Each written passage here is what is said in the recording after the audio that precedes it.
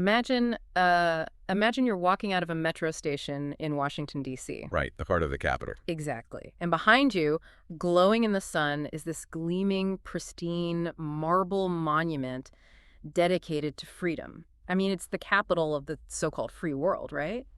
Yeah, a city literally engineered to be awe-inspiring. Exactly. You're just surrounded by the architecture of liberty. But then, you turn a corner or maybe ride just 3 or 4 stops away from the Capitol building and the landscape completely It's shatters. a jarring shift. It really is. Suddenly, you're standing in a neighborhood mired in profound cyclical poverty. You're looking at failing infrastructure, chronically underfunded schools, and systemic exclusion. And these are communities that are overwhelmingly black. Right. So the big question is, how does the most powerful nation on earth have this broken mirror for society? It is a jarring physical reality. And, when you're confronted with that kind of stark contrast, the human instinct is to look for a simple reason. Like pointing to modern politics or something. Yeah. Exactly. Or cultural stereotypes or alleged individual failings. But the historical and economic framework we are unpacking today argues that you cannot understand that broken mirror by looking at any of that. You have to look at the blueprints. Right. The architectural blueprints of the country itself. Which brings us to the core mission of today's deep dive. We are exploring a comprehensive and frankly, pretty sobering historical analysis. Very sobering. Yeah, it attempts to explain the origin of that disparity. So we are diving into what the author refers to as the original sin of the United States. And before we get into the actual timeline, let's establish the ground rules for how we're going to look at this today. Good call. Because the material we're synthesizing, it maps out a multi-century framework of deliberate legislative and economic decisions. And naturally, it inevitably leads into deeply sensitive, politically charged modern policy proposals. Things like structural legal reform and financial reparations, right? Exactly. Which obviously are incredibly debated topics, hugely debated. So we need to be crystal clear right up front. Our role here today is completely analytical. Purely analytical. Yeah, we aren't taking a political stance. We aren't here to advocate for or against any specific modern policy, left or right. Our objective is just to take the historical timeline presented in this text, unpack the underlying mechanics, and, understand the specific logic behind the solutions being proposed. We're just looking at cause and effect. Right. We're basically putting the nation's history into an MRI machine to see how the bones were set. And our roadmap for this covers a massive amount of ground. It really does. We're starting on the shores of Jamestown in 1619 to see how an economic need mutated into a caste system. Then we'll look at how beloved American poets and politicians psychologically justified that system. The ideological cover. Exactly. We'll examine the brutal whiplash experienced by heroic athletes and veterans who fought for a country that excluded them. And finally, we will break down the mechanics of the modern school-to-prison pipeline and objectively map out the author's proposed path forward. It's a vast timeline. But the thread connecting a 17th century colonial farm to a 21st century urban classroom is surprisingly unbroken. Okay, let's unpack that thread, starting with the actual blueprint. It's August 1619. A ship arrives in Jamestown, Virginia, carrying over 20 captured Angolans. Right. Now, the common misconception is that this is the exact moment full-blown race-based slavery begins in America. Like, a switch was flipped. That is the popular myth, yeah. But the historical reality is far more complex and, in a way, more insidious. How so? Well, when those individuals were brought to Jamestown, the legal concept of lifelong, hereditary, race-based chattel slavery, it just didn't exist in English colonial law yet. Okay, so they were absorbed into the existing system of indentured servitude, right? Exactly. The same system poor Europeans were under at the time. Correct. Indentured servitude was just a contractual arrangement. You work for a set number of years, usually to pay off the debt of your transport across the Atlantic, and then you're free. You get a little land, maybe some tools. Right? And you become a full member of society. And in those very early decades, there were actually black individuals who completed their servitude, acquired land, and even sued white colonists in court. Wow, really? Yeah, the boundaries were much more fluid back then. So how do we get from a temporary fluid labor contract to, an inescapable hereditary caste system? It happens incredibly fast. And it's driven by pure economic panic. Because of tobacco. Exactly. As the tobacco economy exploded, the demand for labor skyrocketed. But indentured servants kept finishing their contracts, demanding their land, and worst of all for the elite, they kept surviving. Right. Mortality rates improved, so paying them off got expensive. Exactly. The colonial leaders realized that relying on temporary labor was terrible for long-term profit margins. They needed a permanent, self-replicating workforce. Enter the Virginia Law of 1662. This feels like the moment the bone is fundamentally broken and set incorrectly. It is arguably one of the most devastating pieces of legislation in human history. To create a permanent labor force, colonial lawmakers had to fundamentally break English common law. Because under traditional English law, a child's social status was inherited from the father, right? Yes, it was a patrilineal system. Because that's how property and titles were passed down in Europe. Exactly. Sure. But the 1662 Virginia law flipped that entirely. It decreed that in the colonies, any child born would take the social status of the mother. Wow, let's pause and just think about the brutal mechanics of that for a second. It's dark. If the status follows the mother and a mother is enslaved, every child she has is automatically born as property. There is no contract, there is no end date. It legally weaponized human reproduction.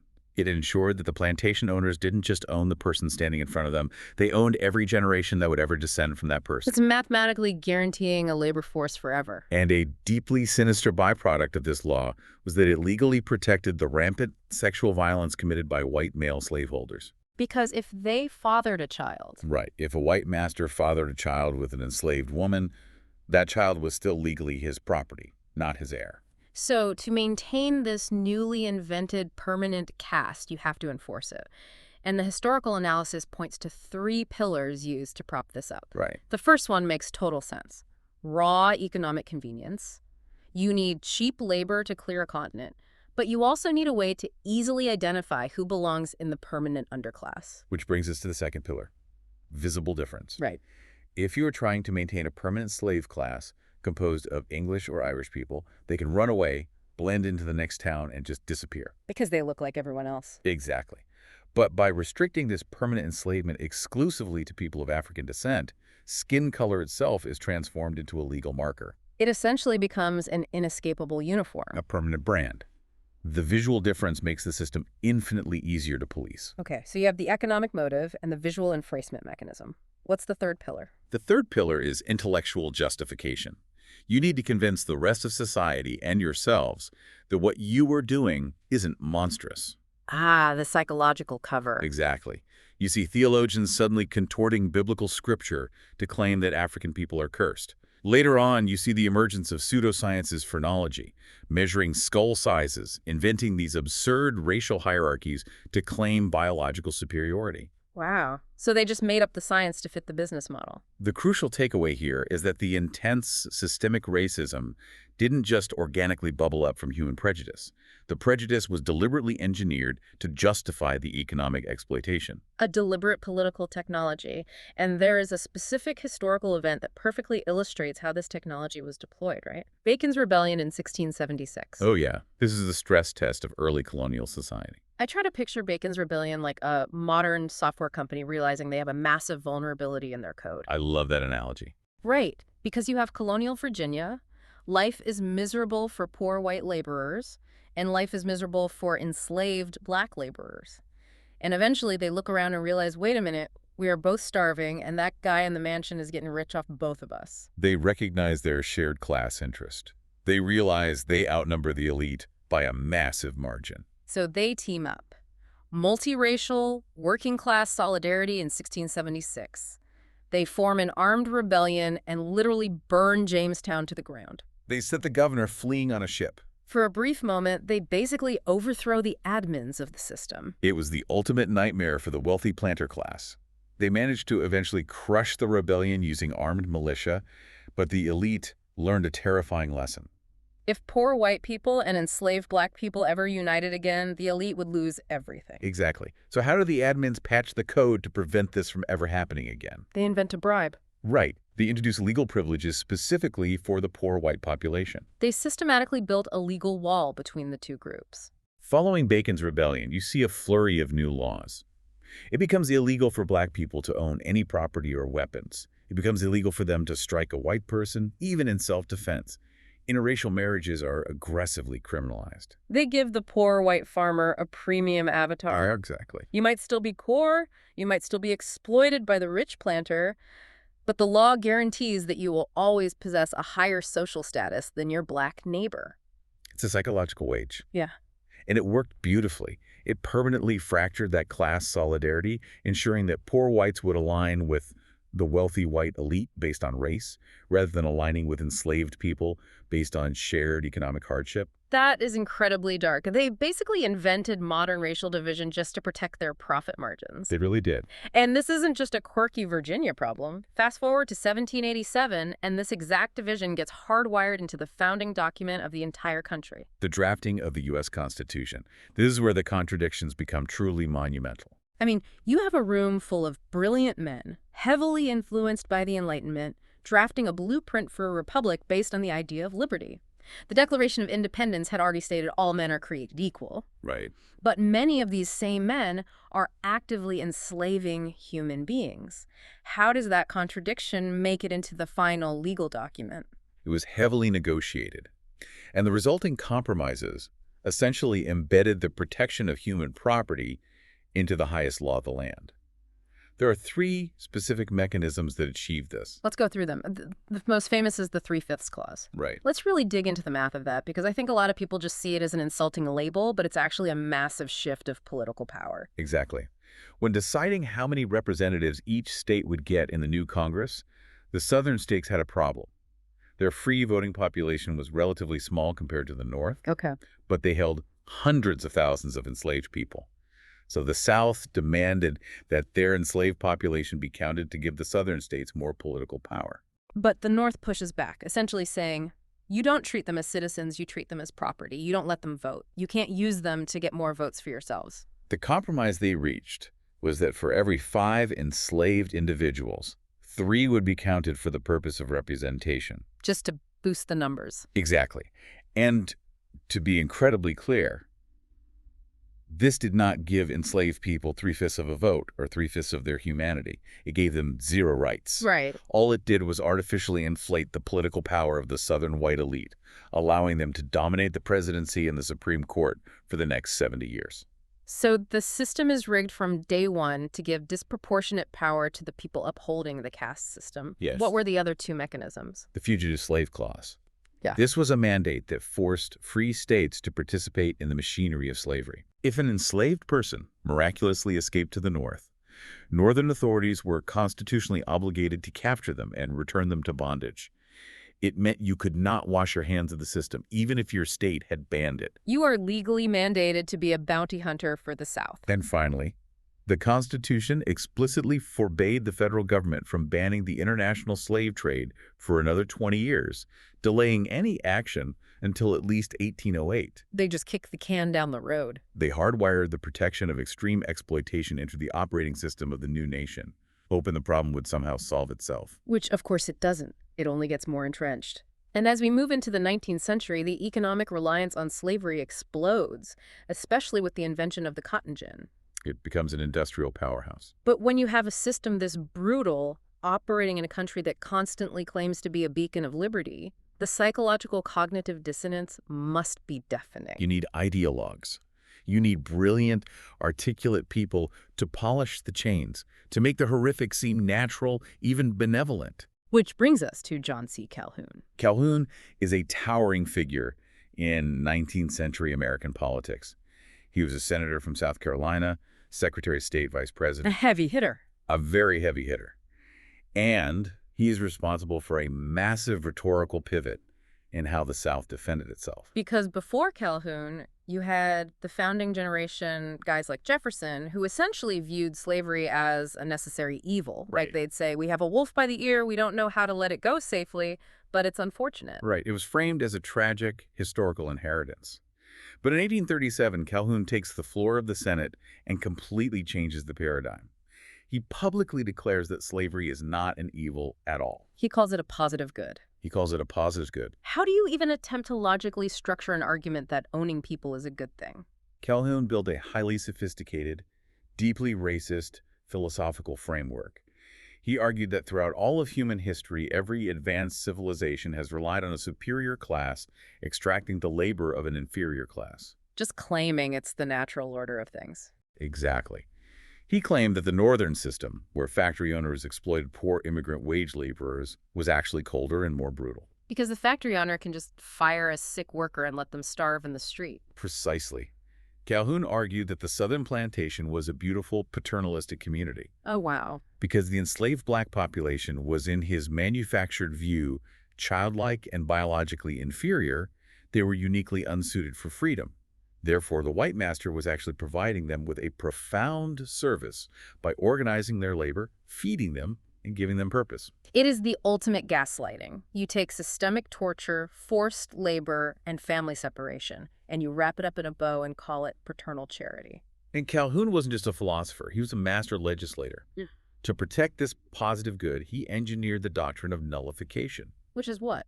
The idea that if the federal government ever tried to pass a law interfering with Southern slavery, the individual states had the sovereign right to simply nullify that law within their borders. He essentially drafts the legal roadmap for secession decades before the Civil War. He creates an intellectual fortress around the institution. Okay, so Calhoun is a Southern politician protecting his economic base.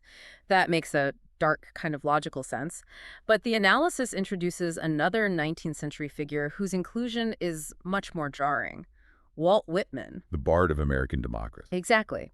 If you take an American literature class, Whitman is presented as the ultimate egalitarian. He writes Leaves of Grass. He celebrates the common man, the diversity of the nation, the sprawling beauty of the American soul. He seems like the exact opposite of Calhoun. On the surface, yes.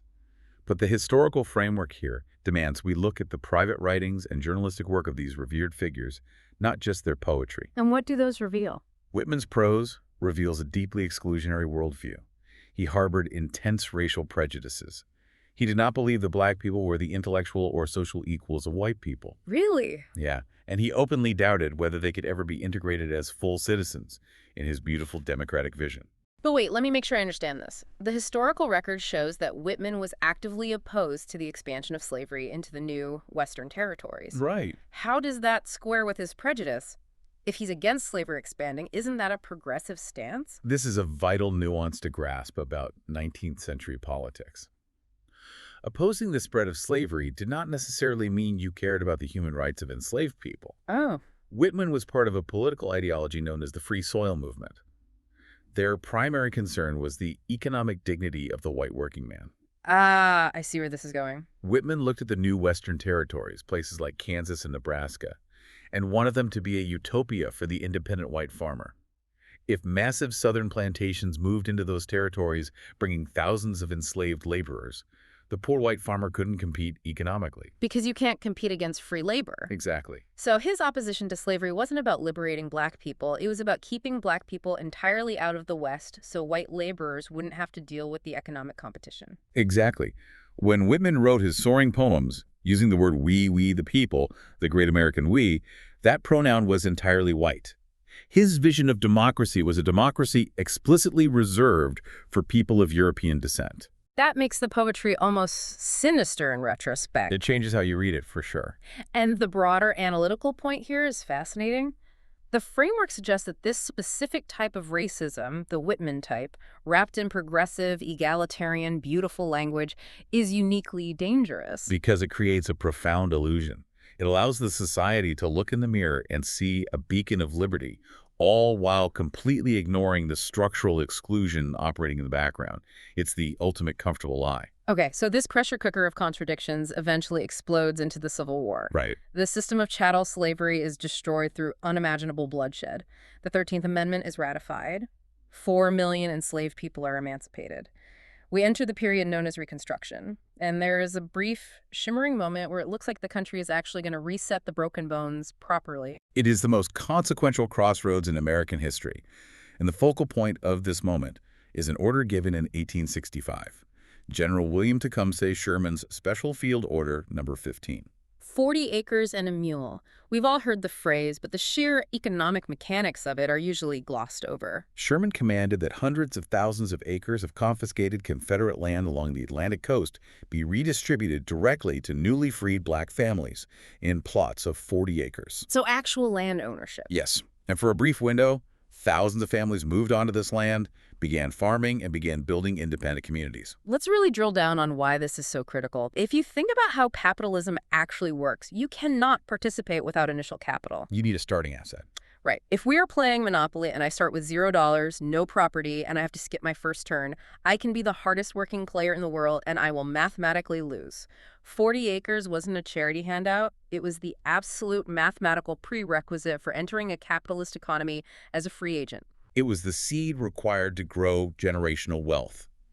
Land gives you the ability to feed yourself, yes, but it also gives you collateral. And with collateral. With collateral, you can get a loan to buy better equipment. You can build equity. You can leave something behind for your children so they don't start at zero. But the seed is stolen before it can take root. Following the assassination of Abraham Lincoln, Andrew Johnson assumes the presidency. Johnson was a Southerner, highly sympathetic to the defeated planter class, and deeply opposed to the elevation of black citizens. And he just undoes it all. Within months, he issues directives overturning Sherman's order. He commands that the redistributed land be stripped away from the freed families and handed back to the very Confederates who had just committed treason against the United States. Wait, federal troops were actually used to forcibly evict freed black families from the land they had just been given. Yes. The butterfly effect of that single presidential decision is staggering. I can't even imagine. In an instant, 4 million people who had generated the immense wealth of the nation for 2 centuries were cast into a capitalist system with 0 assets, 0 land, and 0 protection.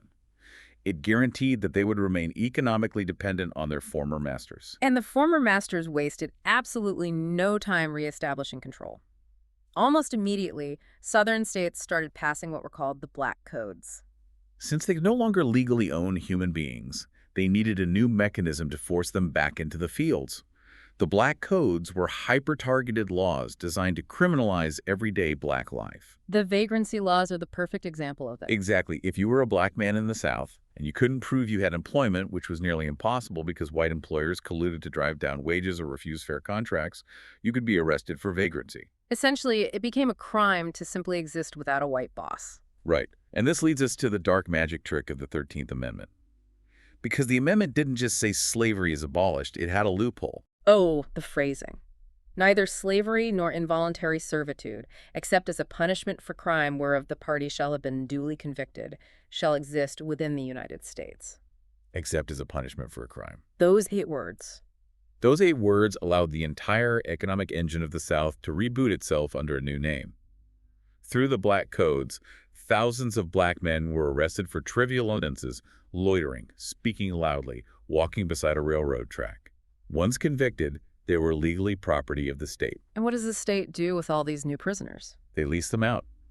The state governments realize they can generate massive revenue by leasing these convicts to private industries. To the coal mines in Alabama, to the timber camps in Florida, to the very same cotton plantations they had just been freed from. Convict leasing. It is a system that is almost unfathomably cruel, arguably even more lethal than chattel slavery. From a purely cold economic standpoint, it was worse. Under chattel slavery, a plantation owner had a financial investment in the life of the enslaved person. If they died, the owner lost capital. But under convict leasing, a mining company paid the state a flat fee for a laborer for 6 months. If that laborer was worked to death, starved, or died of disease, the company lost nothing. They just asked for another one. They just sent a telegram to the local sheriff and leased another one. The mortality rates in these camps were astronomical. It's a terrifyingly elegant system of oppression. The local sheriff gets paid through arrest fees. The state government balances its budget through leasing fees. The private corporation gets an endless supply of virtually free, disposable labor. And the black community is entirely stripped of its men, its fathers, its ability to build any kind of stable economic base. And this establishes a chilling precedent.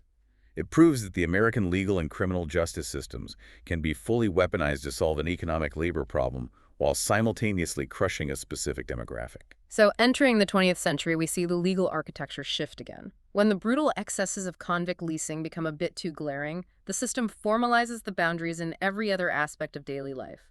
We enter the era of Jim Crow. The Supreme Court provides the ultimate constitutional blessing for this in 1896 with the Plessy v. Ferguson decision.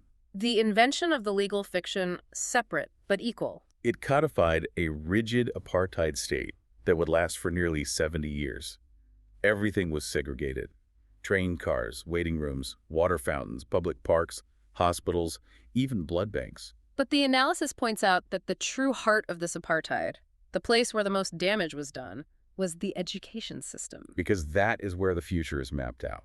The law said separate but equal, but the reality was deliberately separate and profoundly unequal. Local governments funneled tax dollars into pristine, well-resourced white schools, while black schools were starved of funding. They were given discarded textbooks, rotting buildings, and significantly lower salaries for teachers. It was an intentional bottleneck. You can't have a thriving, competitive black middle class if you mathematically restrict their access to modern education.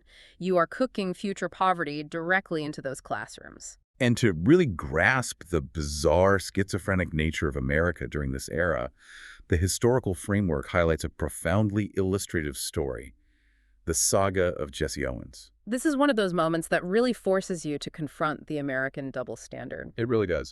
It's 1936, the Olympic Games are in Berlin. Adolf Hitler is orchestrating this massive, terrifying spectacle to prove to the world that his concept of Aryan supremacy is a biological reality. The stakes couldn't be higher on the global stage. And Jesse Owens, a black man from Ohio, goes to Berlin and completely detonates Hitler's myth. He wins 4 gold medals. He is faster, stronger, and more graceful than anyone else. He becomes a global icon. He symbolically punches fascism in the face. I want to try to put ourselves in his shoes for a second. You're standing on the podium, the anthem is playing. You have just proved the superiority of the free world over a rising dictatorship. You are the ultimate American hero. And then you get on a boat and sail back to New York. And the reality of the X-ray hits you the moment you step off the boat. The framework details exactly how the U.S. treated its hero.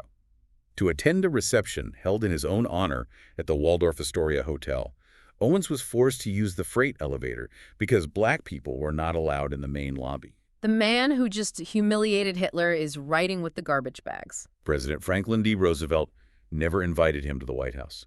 He never received a telegram of congratulations from his own president. That's just wild. Furthermore, he was stripped of his amateur status by the athletic union and struggled to find commercial endorsements simply because major brands didn't want a blackface on their products.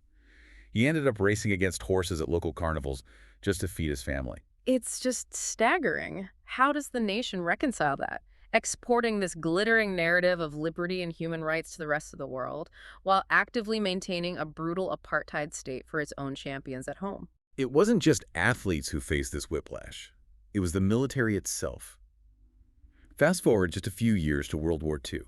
Over 1 million African Americans serve in the armed forces. They are fighting the Axis powers in Europe and the Pacific. They are dying for the cause of global freedom. And they return home to a country where they still can't drink from the same water fountain, where they can still be lynched for making eye contact with the wrong person. But the post-WWII era introduces a new, highly sophisticated mechanism of exclusion.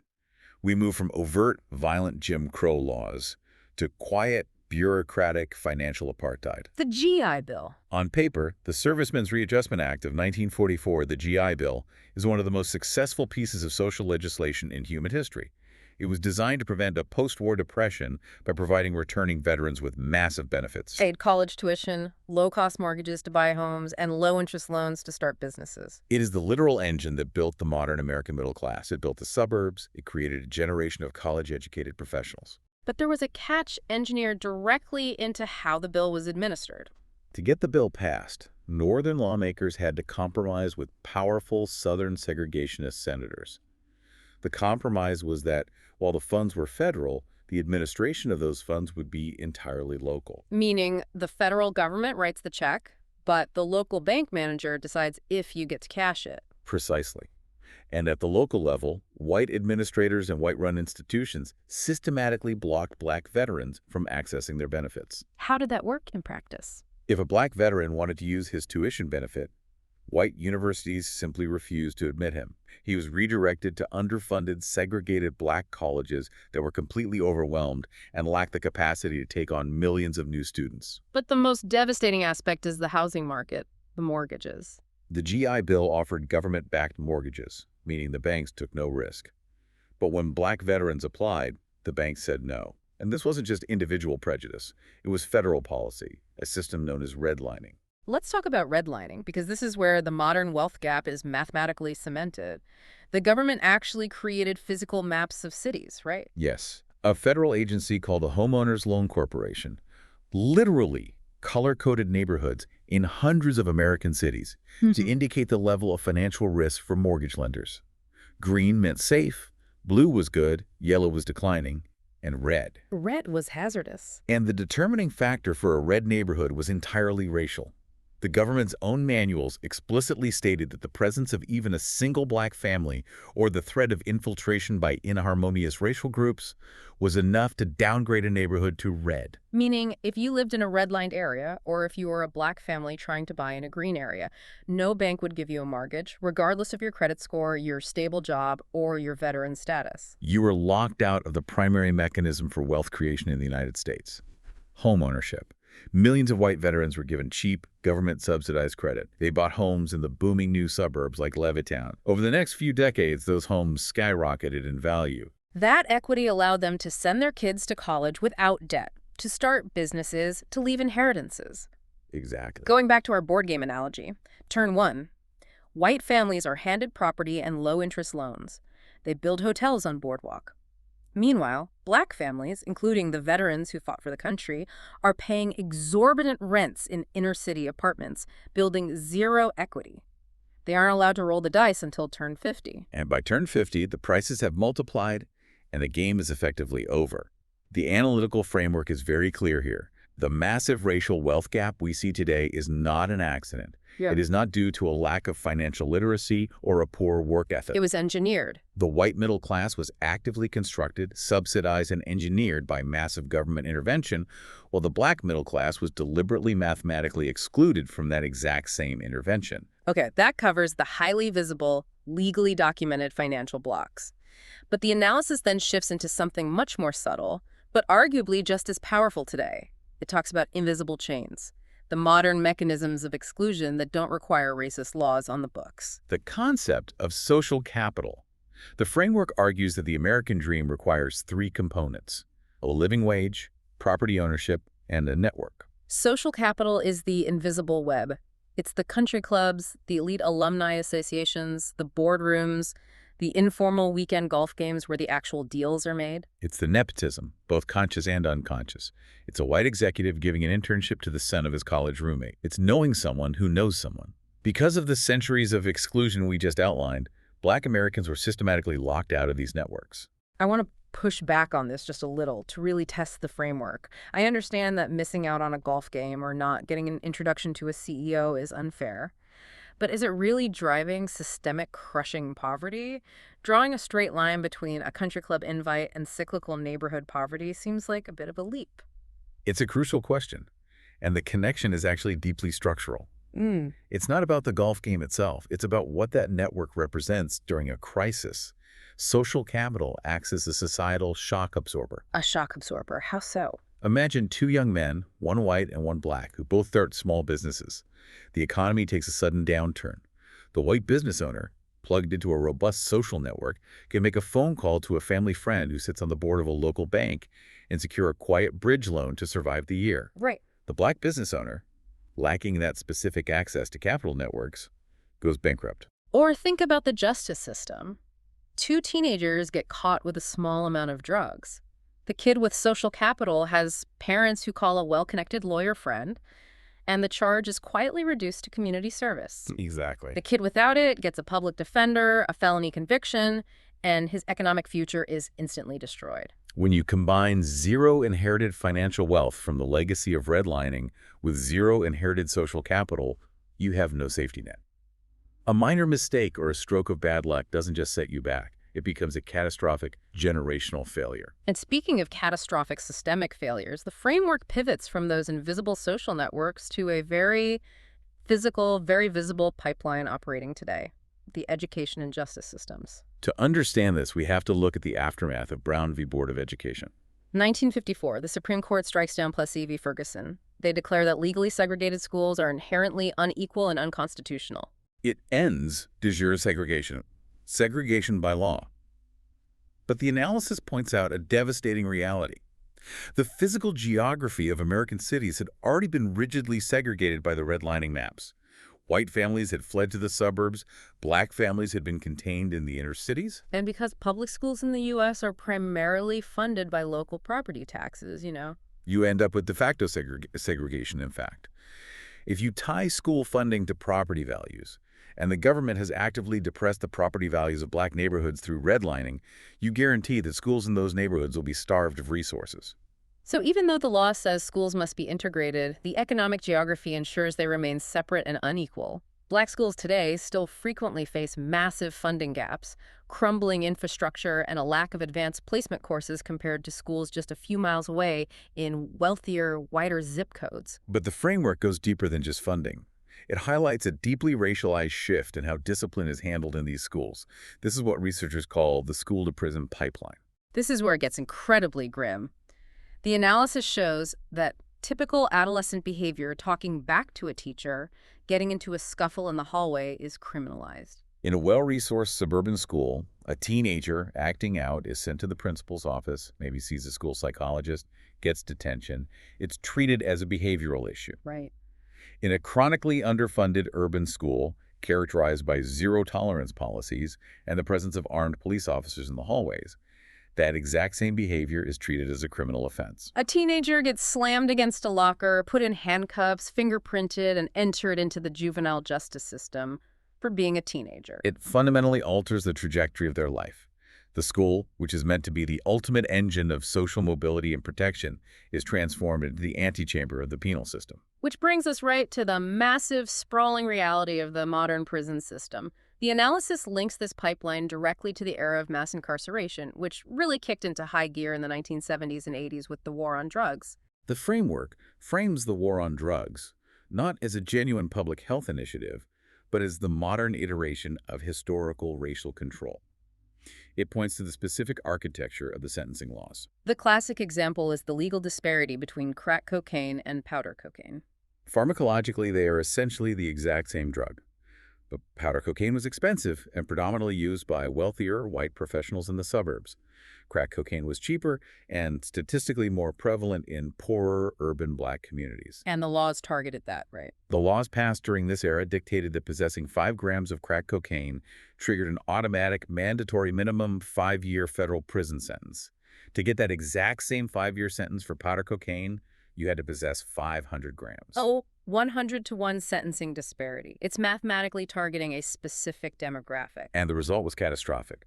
Millions of young black men were swept into the prison system for nonviolent offenses, serving decades-long sentences. And the analysis explicitly echoes back to the 19th century here. It draws a straight line from mass incarceration back to the convict leasing system we talked about earlier. The parallels are undeniable. You have a system that profits off the cheap labor of prisoners. You have millions of black men stripped of their voting rights due to felony disenfranchisement laws. It's cyclical. And most devastatingly, you have entire communities shattered by the systemic removal of fathers, brothers, and breadwinners. The economic base of the community is continuously excavated. It is a profoundly sobering timeline. From the first ship in 1619 to the 1662 Hereditary Law, Bacon's Rebellion, the 35th Compromise, Calhoun's propaganda, the theft of the 40 acres, convict leasing, Jim Crow redlining, the GI Bill, right down to the modern school-to-prison pipeline. It's an unbroken chain of policy. But the framework doesn't just stop at diagnosing the illness. It pivots to the future. It looks at the demographic reality of the United States today. The country is rapidly moving toward becoming a majority-minority nation. There will be no single racial majority. And the argument makes a cold, hard economic calculation. The 21st century American economy is going to rely heavily on the education, innovation, and productivity of these exact minority communities that have been historically marginalized. If we keep a massive percentage of our population trapped in cyclical poverty, undereducated, and over-incarcerated, the entire national economy is going to stagnate. The U.S. GDP cannot continue to grow at a competitive global rate if it is dragging this massive anchor of engineered inequality.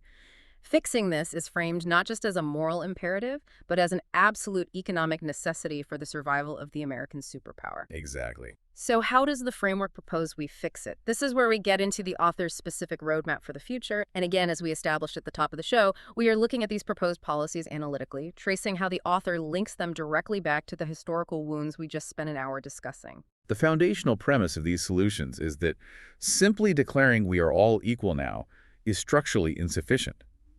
If you have rigged a board game for 400 turns, simply handing the losing player the dice on turn 401 doesn't change the fact that they own no property and have no money. Right. The author argues that deep systemic interventions are required to correct the mathematical imbalances. The first major intervention targets the education system. Specifically, the author proposes legally decoupling public school funding from local property taxes. Trace the logic back.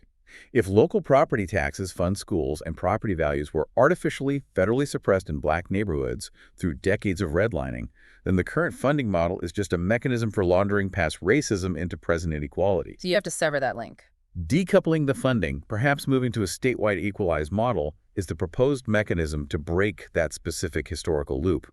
The roadmap also calls for massive investment in universal, high-quality early education and the complete elimination of zero-tolerance disciplinary policies in schools. Replacing them with restorative justice models and heavy investments in psychosocial support. This is the direct intervention designed to dismantle the school-to-prison pipeline. It stops the criminalization of youth before it can begin. Regarding the justice system, the framework proposes a total overhaul of drug policy, moving to a model that treats addiction purely as a public health issue rather than a criminal justice issue. Which is the logical countermeasure to the devastation wrought by the punitive, racially skewed logic of the war on drugs. And then we reach the most historically resonant and publicly debated section of the proposed solutions: reparations. But it's fascinating. The framework doesn't just propose a generic cash payout. It outlines a highly targeted, multifaceted economic strategy designed to repair specific historical thefts. It maps the remedy directly to the injury. For instance, the author proposes heavily subsidized, targeted housing and credit programs for historically redlined communities. The logic being, if the federal government utilized the GI Bill and HULC maps to mathematically engineer a wealth gap by denying mortgages, the federal government must use targeted lending programs to mathematically engineer a correction. Exactly. Another major proposal is the creation of baby bonds. Explain how baby bonds connect to the history. A baby bond is a government-funded trust account established for a child at birth, usually scaled based on the family's income. The child can't touch it until they are an adult, and then it can only be used for wealth-building activities. Like paying for college, buying a first home, or starting a business. Right. If you connect that to the timeline, baby bonds are essentially the modern financial equivalent of General Sherman's 40 acres. Oh, wow. It's a mechanism to finally provide that missing initial capital that was snatched away by Andrew Johnson in 1865. It ensures that the next generation doesn't have to start the game of capitalism at zero. It provides the seed. Finally, the framework stresses the crucial need to actively integrate the invisible networks of power to genuinely open up the social capital of elite universities, corporate boardrooms, and financial institutions to the full, non-tokenized participation of historically excluded groups. Building the safety net of connections. The ultimate conclusion of this historical analysis is that the damage of the original sin is not a matter of subjective opinion or cultural mythology. It is an accounting reality. It's all on paper. It is heavily documented in colonial charters, constitutional clauses, redlining maps, and sentencing guidelines. The framework suggests that the United States has a pending invoice for 400 years of systemic extraction, and the only question left is whether the nation has the courage to pay it. Which brings us full circle. The journey we've taken today has covered a breathtaking sweep of time and human experience. We started by looking at a broken mirror in Washington, D.C., and we traced the cracks all the way back to a single ship in 1619. We covered a lot of ground. We really did. We saw how the elite patched the code of a colony after Bacon's rebellion to legally divide the working class. We saw how brilliant men twisted philosophy to justify the unjustifiable. We saw the promise of 40 acres dissolve into the nightmare of convict leasing. And we watched a global hero return to the back door of a hotel. And we saw how redlining maps mathematically engineered a wealth gap that eventually mutated into a pipeline straight to prison. If there is one overarching takeaway to pull from this entire deep dive, It is that the socioeconomic reality at our cities today is not an accident. The poverty, the exclusion, the underfunding schools, they are not natural phenomena. Right. They are the logical, intended, and mathematically predictable outcomes of precise policy decisions executed over centuries. The X-ray is murky, but the bones were set with absolute intention. And looking back over all these mechanisms from the federal laws down to the local enforcers leaves us with a fascinating final thought to mull over. We've seen how massive historical inequalities were executed, not just by grand federal declarations or presidents, but by local zoning boards deciding who gets a permit, by local bank managers drawing a red line on a map, by local principals deciding which kid gets a warning and which kid gets handcuffs. That's very true. The grand architecture of this system was built using very small local bricks. It makes you wonder, how much of our future equality relies not on who sits in the Oval Office, but on the invisible, everyday micro decisions made by local officials, school boards, and bank managers in our own neighborhoods today? It really shifts the perspective on where real structural power actually lives in our daily lives. Something to think about the next time you walk past a monument.